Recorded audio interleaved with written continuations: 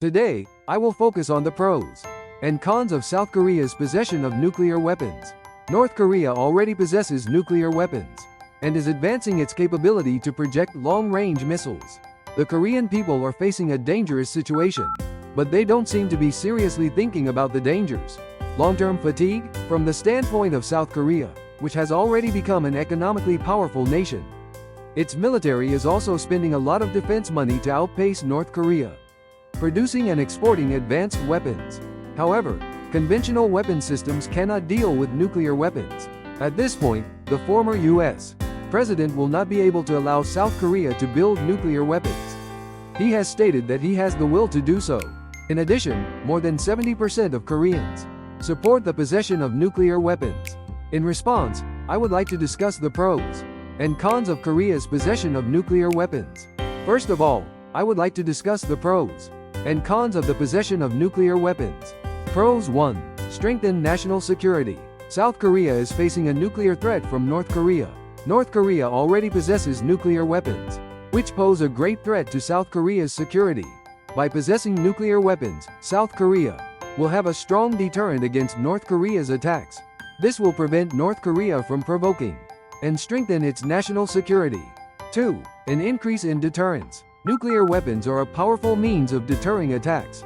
Based on the theory of mutual destruction (MAD), if Korea possesses nuclear weapons, other countries will consider serious consequences before attacking Korea.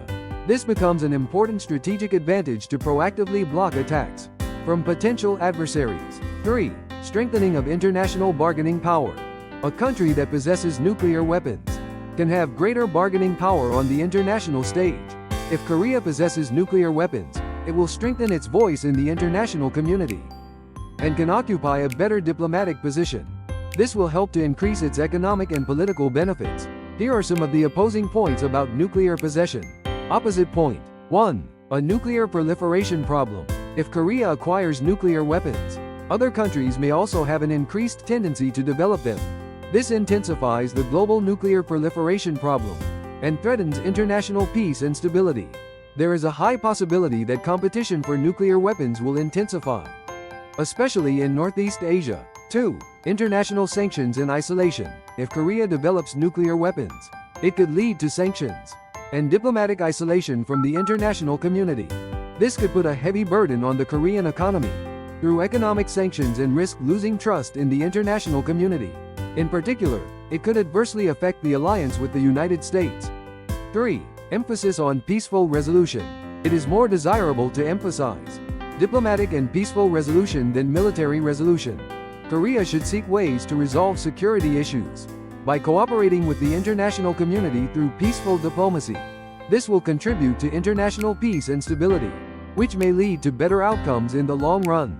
Conclusion. Possession of nuclear weapons is a very important issue, which must take into account the complex dynamics of international politics and the security situation in Korea.